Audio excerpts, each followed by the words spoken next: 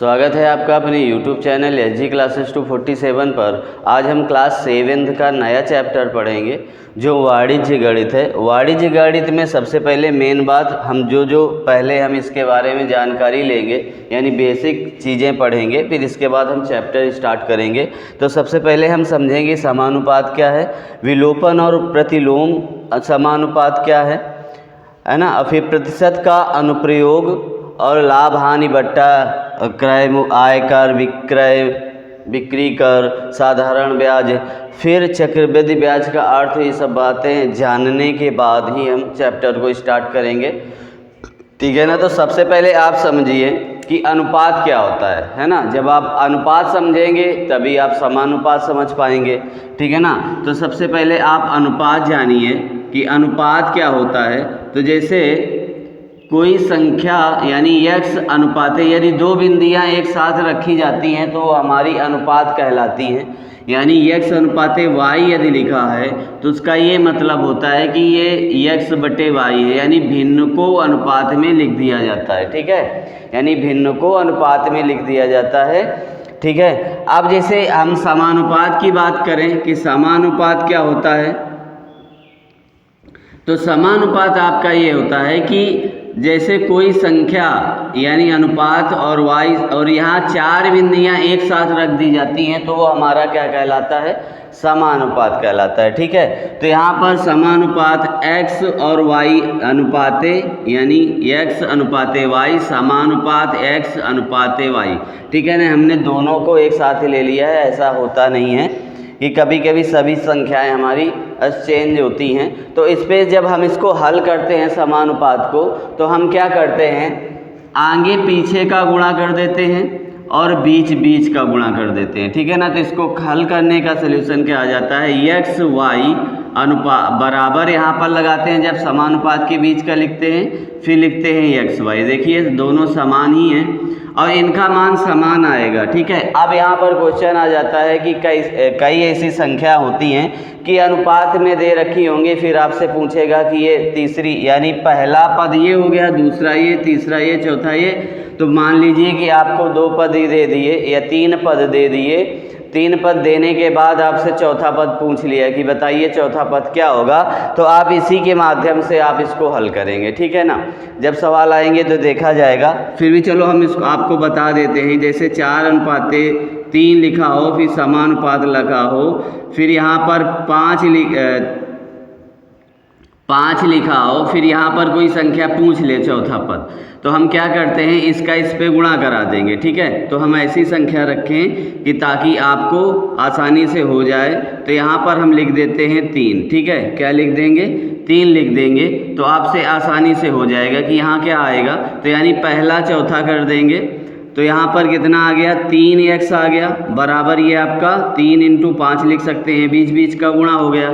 तो अब इसके गुणांक में है तो बटे में जाएगा, यानी x बराबर क्या आ जाएगा, 3 × 5 बटे 3, यानी 3 से 3 डिवाइड हो गया, यानी x बराबर 5, यानी वह संख्या x की जगह क्या आ जाएगी, 5 आ जाएगी, ठीक है। यहाँ पर 5 आ गई, ठीक है। तो इस प्रकार से आपका समानुपात होता है, ठीक है। अब हम जानते हैं कौन सा, अनुलोपन और प्रतिलोपन समानुपात।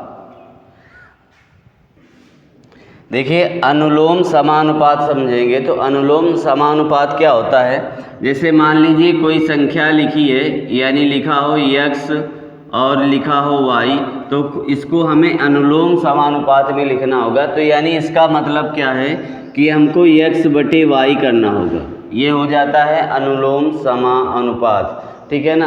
क्या कहलाता है, अनुलोम समानुपात कहलाता है। कोई संख्या को उसके बटे में लिख दिया जाता है तो वह संख्या क्या कहलाता है, अनुलोम समानुपात कहलाता है। अब हम बात करते हैं प्रतिशत का, यानी प्रतिशत के बारे में जानते हैं। तो प्रतिशत क्या होता है, जैसे मान लीजिए प्रतिशत, तो प्रतिशत में क्या होता है, यानी कोई भी संख्या का यदि x प्रतिशत है, ठीक है ना, तो x प्रतिशत में क्या होता है, मतलब ये होता है प्रतिशत हटाओ बटे में 100 लगाओ, या कह देते हैं कि प्रतिशत हटाओ और 1/100 का गुणा कर दो, ठीक है ना, बात वही है।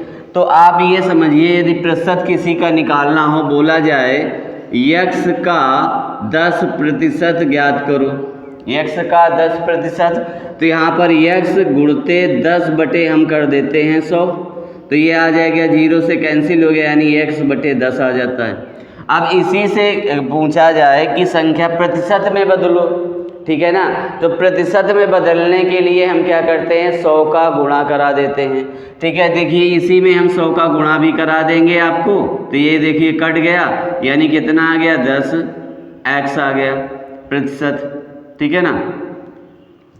तो अब यहाँ पर देखिए ये 10x प्रतिशत बन गया। यहाँ पर अचर संख्या इसलिए पूरा नहीं आया, नहीं पूरा जैसे आपने किया था वैसे ही आपको तुरंत मिल जाता, ठीक है। आपको और सवाल करके दिखा देते हैं। मान लो 150 का आपको 20% निकालना हो, किस पे 20% निकालना हो, तो यहाँ पर क्या कर देंगे, 150 गुणते 20 हम 100 कर देंगे, 0 से 0 ये कटा, अब टोटल कितने आ गया, 30, ठीक है ना, 30 आ गया। यदि हमारा ये क्या निकाला, 150 का 20% निकाला, ठीक है। अब इसको हमें प्रतिशत में बदलना हो तो कितने प्रतिशत होगा, तो देखना 20% आ जाएगा, ठीक है ना।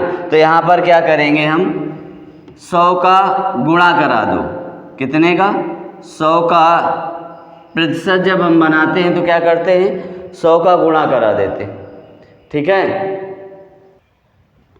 देखिए अब हम क्या करेंगे, जैसे 10 का हमें प्रतिशत निकालना हो, यानी 10 का प्रतिशत, तो ये क्या आ जाएगा, 10/100 हो जाएगा, यानी कट गया, यानी 1/10 आ जाएगा। मतलब ये प्रतिशत को हमको भिन्न में बदलना हो, क्या हो, प्रतिशत को भिन्न में बदलना हो तो इस प्रकार से करेंगे। और 20% को यदि हमें बदलना हो तो 20 क्या आ जाएगा, 100, यानी कैंसिल हो गया, तो ये आगे जाएगा कितना, 1/5। और इसी प्रकार से 30% का हम बदलेंगे तो 30/100 हो जाएगा, यानी कैंसिल हो गया, तो कितना आ गया, 3/10। और यदि हम 40% को बदलेंगे तो 40 कितना आ जाएगा, 100, और 0 कैंसिल हो गया, ये कितना आ गया, 2/5 आ जाएगा। इसी प्रकार से 50% को यदि हम बदलेंगे तो 50 कितना आ जाएगा, 100, तो ये कैंसिल हो जाएगा, तो 1/2 आ जाएगा। और 60% को हम बदलेंगे तो 60 कितना आ जाएगा, 100, 0 से 0 कैंसिल हो गया, और ये आ जाएगा 3/5। इसी प्रकार से 70% को हम बदलेंगे तो 70 कितना आ जाएगा, 100, 0 से 0 कैंसिल, यानी 7/10 आ जाएगा। यानी 80% को हम बदलें तो कितना आ जाएगा, 80/100, और ये कैंसिल हो गया, ये 4 आ गया, यहाँ पर 5, यानी 4/5 भिन्न में बदल जाएगा। यदि 90% को हम कैंसिल करें, यानी 90/100 करोगे, 0 से 0 कैंसिल, यानी 9 कितना आ जाएगा, 10। यदि 100% को हम कन्वर्ट करें तो 100/100 हो जाएगा, यानी कितना आ जाएगा, 1, ठीक है ना। तो इस प्रकार से हम प्रतिशत को निकालते हैं। और प्रतिशत से यदि भिन्न को प्रतिशत से बदला जाए तो देखो, अब यानी भिन्न को हम प्रतिशत से बदलें तो क्या आ जाएगा, यानी हम इस पे 100 का गुणा करा दो, ठीक है। यानी देखो 100 का गुणा कराया तो क्या आ गया, 0 कैंसिल, यानी फिर हमें 10% मिल गया। अब फिर इस पे 100 का गुणा कराओगे तो देखो 20 पंचे कितना हो गया, 100, यानी 20% मिल गया, ठीक है ना। तो इसी प्रकार से हम भिन्न को प्रतिशत से बदल सकते हैं और प्रतिशत को भिन्न में बदल सकते हैं, ठीक है ना। तो आपको समझ में आई होगी पूरी बात। अब हम बात कर लेते हैं तुरंत साधारण ब्याज की मेन और प्रतिशत के कुछ सूत्र भी होते हैं, लाभ हानि के सूत्र होते हैं। जैसे लाभ बराबर क्या होता है, लाभ बराबर होता है विक्रय मूल्य माइनस क्रय मूल्य, ठीक है ना। और हानि बराबर आपका क्या आ जाएगा, हानि बराबर हो जाएगा क्रय मूल्य माइनस विक्रय मूल्य, ठीक है। और यदि हम लाभ और हानि हो गई, अब हम प्रतिशत की बात करें, है ना, तो लाभ प्रतिशत क्या हो जाएगा, तो लाभ प्रतिशत यदि अब हमें लाभ भी निकालना हो, ठीक है ना, यदि हमें क्रय मूल्य या विक्रय मूल्य निकालना हो तो कैसे निकालेंगे, तो यदि हमें विक्रय मूल्य निकालना हो, विक्रय मूल्य और क्या दिया हो, लाभ दिया हो, ठीक है ना। तो क्या करेंगे, क्रय मूल्य प्लस लाभ, ठीक है। और यदि हानि दी हो और विक्रय मूल्य निकालना हो, ठीक है, यदि हानि दी है और क्रय मूल्य दिया है और हानि दी है, तो आपका हो जाएगा क्रय मूल्य माइनस हानि, ठीक है।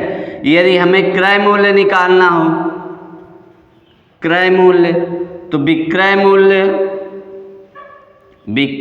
मूल्य माइनस लाभ हो जाता है। यहाँ पर क्या हो जाता है, माइनस लाभ हो जाता है। यदि लाभ आप घटा दोगे क्रय मूल्य में, विक्रय मूल्य में लाभ घटा दोगे तो आपका क्रय मूल्य निकल आएगा, ठीक है। यदि लाभ हो रहा है तो, यदि हम क्रय मूल्य निकालें तब जब हमारा क्या हो रहा हो, हानि हो रही हो, तो यानी विक्रय मूल्य प्लस हानि हो जाएगी, ठीक है ना, विक्रय मूल्य प्लस हानि हो जाएगी। तो इस प्रकार से आपके ये सूत्र हो गए। अभी प्रतिशत का भी सूत्र है, यानी लाभ प्रतिशत हमको निकालना हो, क्या निकालना हो, लाभ प्रतिशत। तो लाभ प्रतिशत में क्या होता है, कुल लाभ बटे क्रय मूल्य गुणते 100। यदि हानि प्रतिशत आपको निकालनी हो, हानि प्रतिशत, तो आपका होता है कुल हानि बटे क्रय मूल्य गुणते 100। अब आ गई हानि प्रतिशत, लाभ प्रतिशत। अब हम जैसे निकाल लें विक्रय मूल्य की बात आ जाए यहाँ पर, ठीक है ना। जैसे विक्रय मूल्य निकालना हो और प्रतिशत में दिए रखा हो कि कितने प्रतिशत लाभ होगा, कितने प्रतिशत हानि होगी, तो हम उसको भी निकालना, आपको सूत्र बता रहे हैं, सिर्फ निकालना है। तो चैप्टर में हम सिखाएंगे आपको सूत्र का सिर्फ प्रयोग करना हम बता रहे हैं कि सूत्र क्या होते हैं आपके। यदि विक्रय मूल्य निकालना हो, विक्रय मूल्य, और आपका दे रखा हो क्या, यानी क्रय मूल्य दिया हो, बोला जाए कि 20% का लाभ हुआ है, तो क्रय मूल्य दिया हो और बोला जाए कि 20% का लाभ पर उसने बेचा, तो विक्रय मूल्य ज्ञात कीजिए। तो यहाँ पर ये सूत्र लगेगा, क्रय मूल्य गुणते 100 प्लस माइनस लाभ या हानि, ठीक है ना, बटे हो जाता है 100। और यहाँ पर आप समझिए प्लस माइनस क्यों लिखा, प्लस माइनस इसलिए लिखा, यदि आपका लाभ हो रहा है, बोल रहा है, तो आप प्लस का प्रयोग करेंगे, यदि हानि हो रही है तो आप माइनस का प्रयोग करेंगे यहाँ पर, ठीक है। तो ये आपका ये सूत्र हो गया। अब इसी पर यदि बात कर लेते हैं, क्रय मूल्य यदि पूछ रहा हो, ठीक है ना, क्या पूछ रहा हो, क्रय मूल्य, तो यहाँ पर विक्रय मूल्य हो जाता है, विक्रय मूल्य गुणते 100 बटे 100 प्लस माइनस लाभ या हानि, ठीक है ना। जस्ट हम जब क्रय मूल्य निकालते हैं तो विक्रय मूल्य का जो सूत्र होता है जस्ट हम उलट देते हैं, क्यों, क्योंकि ये देखो तिर्यक, यदि हम इसको सॉल्व करेंगे तो ऐसा ही बन जाएगा, ठीक है ना। तो यानी क्रय मूल्य बराबर विक्रय मूल्य गुणते 100 बटे 100 प्लस माइनस लाभ या हानि। लाभ का प्रयोग जब होगा तो प्लस का सिंबल यूज करेंगे, यदि हानि होगी तो माइनस का चिन्ह का यूज करेंगे, ठीक है। तो अब आ जाते हैं हम साधारण ब्याज पर। अब कुछ इस पे सूत्र रह गए हैं तो उनको आगे भी देख लेंगे। तो अब हम साधारण ब्याज पर देखते हैं। तो साधारण ब्याज का सूत्र हमारा क्या होता है, साधारण ब्याज बराबर होता है मूलधन गुणते दर गुणते समय बटे 100, और इसको लिखा जाता है शॉर्ट में PRT अपान का 100, ठीक है ना। अब इसी सूत्र से 3-4 सूत्र और बन जाते हैं, ठीक है ना। तो पहला सूत्र क्या बन जाता है, यदि मूलधन पूछ रहा हो, ठीक है ना, यदि मूलधन आपसे पूछ रहा हो तो ब्याज हो जाता है ब्याज गुणते 100 बटे दर गुणते समय आ जाता है आपका, ठीक है। यदि दर पूछ रहा हो आपसे तो आ जाता है ब्याज गुणते 100 बटे मूलधन मूलधन गुणते समय, ठीक है ना। यदि समय पूछ रहा हो तो ब्याज गुणते 100 बटे दर गुणते मूलधन, ठीक है ना। तो ये साधारण ब्याज के सूत्र हो गए। और आप यहाँ समझिए कि मिश्र धन क्या होता है, वो भी आप समझते चलिए। तो मिश्र धन बराबर क्या होता है, यानी मिश्र धन क्या होता है आप ये भी समझ लीजिए।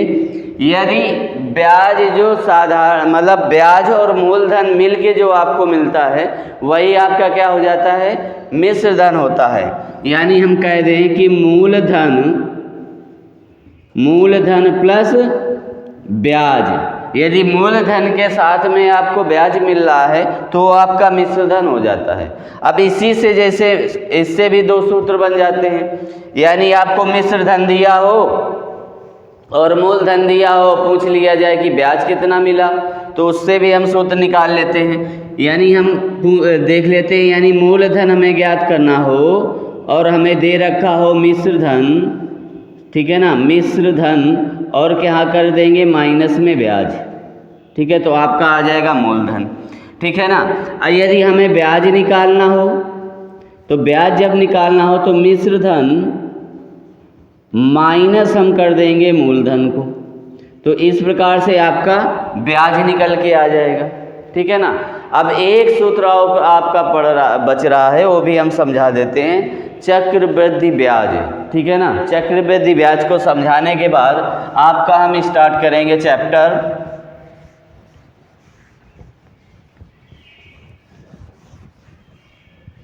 तो देखते हैं अब हम चक्रवृद्धि ब्याज का सूत्र।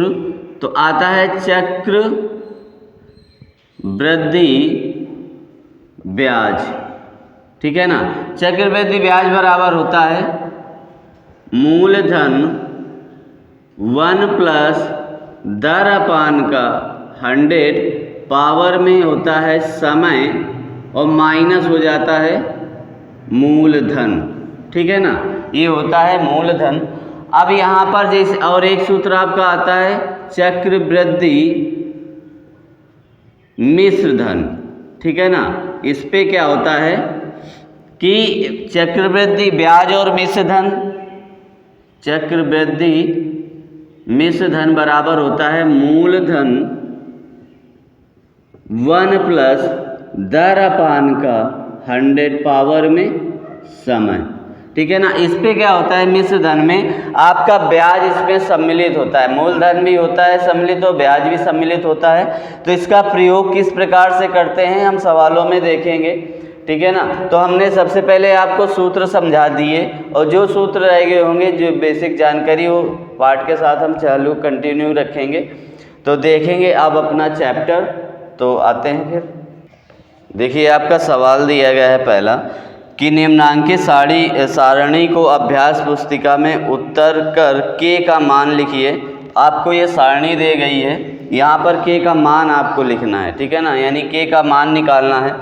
तो यहाँ पर देखिए जैसे कि लिखा है बस हमें वैसे कर देना है, यानी x बटे वाई कर देना है, यानी के बराबर हमें क्या करना है 20 बटे 40 कर देना है। तो आप जानते हैं 20 दूनी 40 होता है, तो यहाँ पर कितना आ गया के का मान 1 बटे 2 आ गया, ठीक है ना।